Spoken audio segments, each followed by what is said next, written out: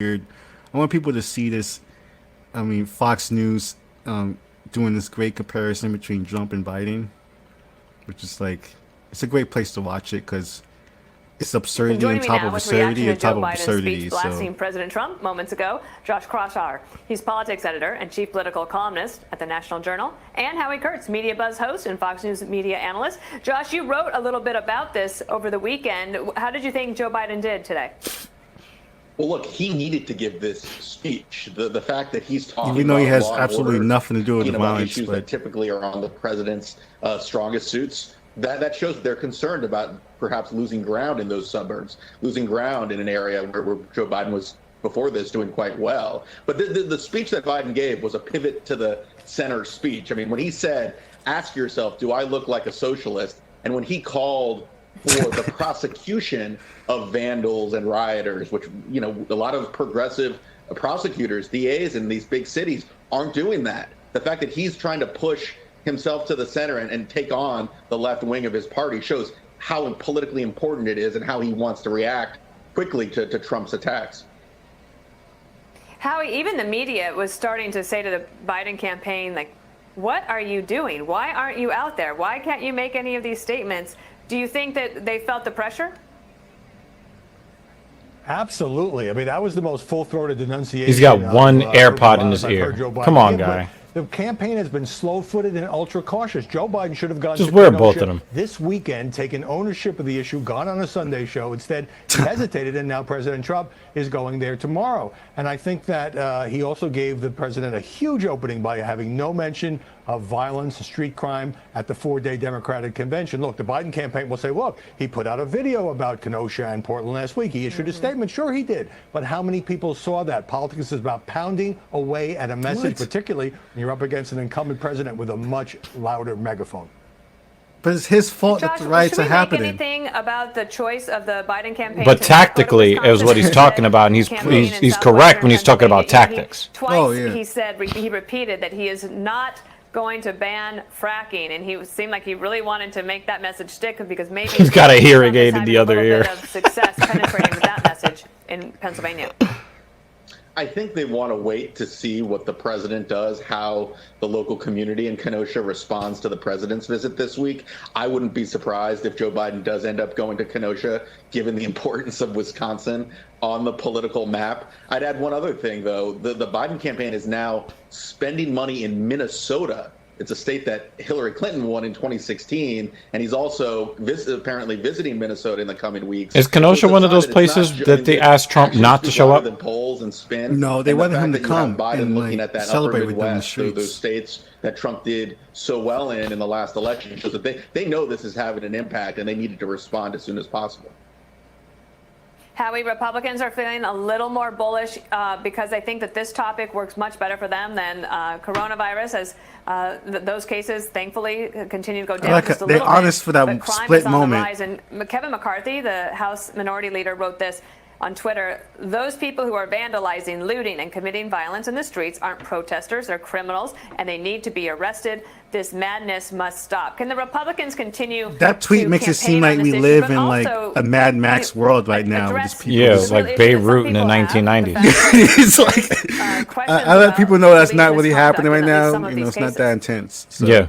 yeah. Right. Joe Biden, of course, plays up racial injustice and police misconduct. The president plays up law and order, not as much on racial justice. But look, crime and the safety of your family is such a visceral issue. We in the media, many of whose members have kind of downplayed the violence that's been going on for months now in places like Portland and Seattle, tend to lose sight of that fact. Now, Biden did something interesting at the end of the speech. He tried to pivot from, I want to keep your family safe from crime, but I want to keep you safe from the coronavirus. And of course, lighting into the president on that. He's trying to have a broader debate about safety than the president and his law and order effort would prefer. All right, Howie Kurtz and Josh Kroshar, great to have you here on a Monday, getting this Yeah, week even going. she Thank knew you. the bullshit had to stop. The bullshit had to end. So Yeah, I think that they were. I didn't hear too much pandering to one side or the other. No, I didn't hear too much trying to blast one side over the other. I think they spoke very tactically. I think they spoke about as balanced as they used to claim that they were. Remember, they used to have that tagline: fair and balanced reporting, which they took away because it was obvious that they were on one side, and they weren't just reporting the news anymore.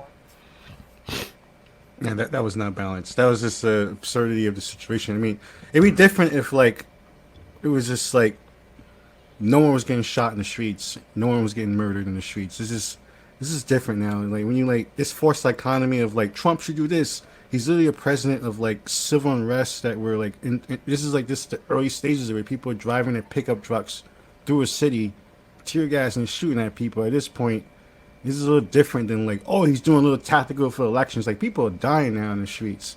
Other white people are killing other white people over black people right now. This is what's happening. Like, and it's weird. Like, it's weird because a lot of people will say that we had civil unrest when Obama was in office, but the key difference is everything that Obama said, it was meant to diffuse the angriest people who wanted to go out there and do stuff. Whether or not he was actually effective in making the country a better place to live in is definitely up for debate.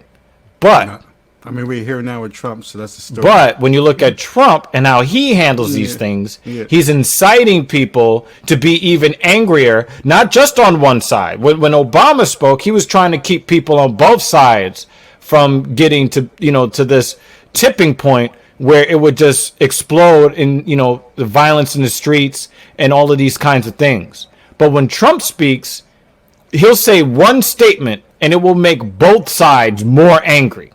And he seems just like, oh, wow, I have this effect? I have an effect on people's lives? Let me say more incendiary stuff because it's kind of like when people say that it's easier to get attention doing bad things or saying bad things than it is.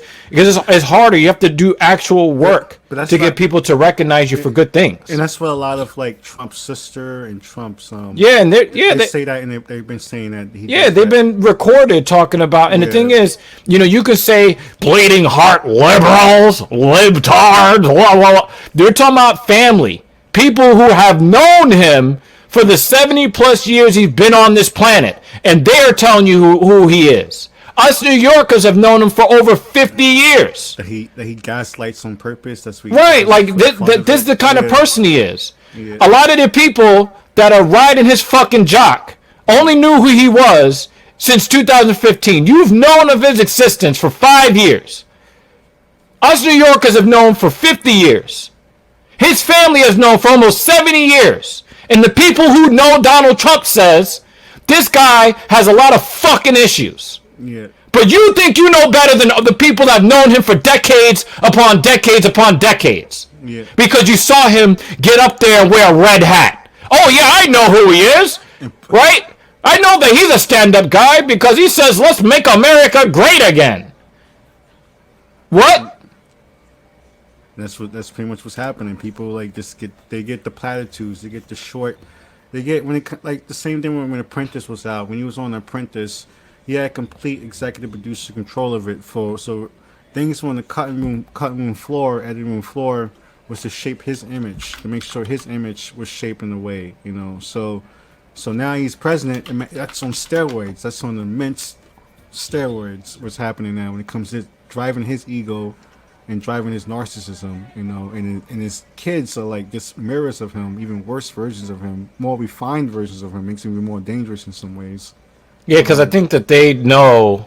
It's kind of like if you're a person that, like, if you know somebody that commits like a lot of crimes, and you seeing them get caught up in their crimes, you're like, okay, while you're watching them, you're picking up on all the things that they did wrong to get caught. Yeah. So now you're just creating more effective criminals from the people that are watching them commit these crimes. Exactly. Oh, but that's where they tripped up. If I don't do this, then I can get away with whatever that person was doing. So now you've got the next generation of Trumps that are looking at his father and is like, well, if we stop just saying stupid things, we can get away with doing evil things. Yeah. That's a scary prospect, man. Or just say things. Or maybe they have a conscience and they're not sociopaths, and they're just smiling for the camera so that they don't get disowned and left out of the will. And then maybe they might actually go on to do things that are that decent human beings would normally do. I don't know. I can't really judge them. I don't really know them personally, but I can only hope that they're not anything like him. Yeah, but their speeches at the convention spoke otherwise, you know. But like, so we show people the Fox News thing. And everyone hates mainstream media, so I guess I had to balance it out.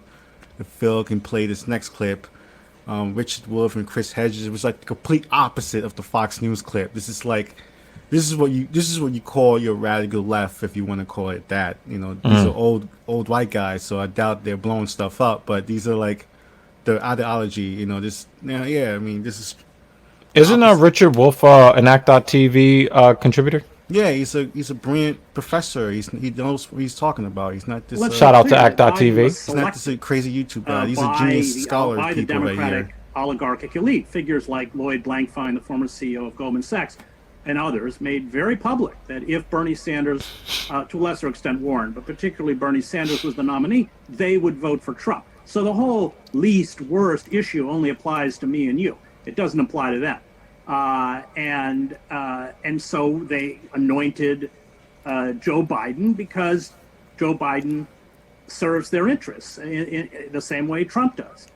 And in that sense, the political and economic system is completely fixed. I want to add that it's not a solution, because a continuation of the kinds of policies the Democratic Party has, after Clinton sold out to corporate power, has imposed on the American people is Sold out. inevitably, and I think history bears this out, going to result in a fascist with brains, competent fascist.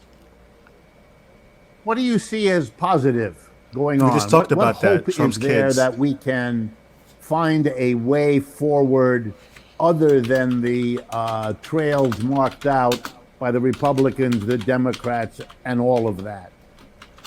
Well, the street protests, and I think what has struck me about these protests, and triggered by the kind of indiscriminate police murders, disproportionately targeting people of color, African Americans in particular, is that there's a sophistication. They're not being gaslighted by Nancy Pelosi in a Kente scarf. Oh, man, I remember that? Yeah, that hurt my feelings. That was just like 35-foot oh tall letters, Black Lives Matter, in front of the White House. At the same time, she calls for a $45 million increase in the police budget and the building of a $500 million new jail. They're not buying speak that kind of knowledge. gaslighting. Talk that shit. Talk that shit. So any hope comes from sustained mass civil disobedience, the kind of uprisings. It's interconnected because neoliberal economics is global, that we've seen. They turned Black Lives Matter into Black Lives marketing. And everywhere else. That's where the hope lies. And I think there is. Shout out to Charlemagne the God. He coined that term. Who are leading these movements, that they grasp that these are systemic problems that have to be addressed. They're not reduced to the political personalities of Donald Trump or Joe Biden. Yeah, there you go. People need I just want to show that clip to remind people, even though you're gonna watch the news and you're like, Biden, Trump. This is what matters, Biden, Trump. No, it's way bigger than that. You know, it's way bigger than this voting for this guy or that guy. Because obviously you're not excited by either of them. So nah, I saw this one thing. It has to be bigger than that. Did you see what I shared on social media? That they had the fucking campaign sign in the front yard, and it said "fuck them both 20." So like Chris Hedges and Richard Wolff would say, like, be responsible with your vote, but at the same time realize it's a much bigger problem. Like you just saw the example, like you said, with the Black Lives Matter movement. What happened? George Floyd was shot. So many people dying. Kneeled on. Yeah, I know, right? It's neared on like over 8 minutes. Yet somehow we got like marketing Nike commercials and banners and new banking. Aunt Jemima lost her job. Yeah, like new banking. Yeah, so these different things happening, but no systemic change really. Like the unemployment thing didn't even get passed. So the moratorium on evictions or mortgages didn't get passed. Things that actually will affect black people the most didn't get passed immediately, and so that shows you like all this fake kente cloth stuff. So so that shows you it's bigger than Biden and Trump.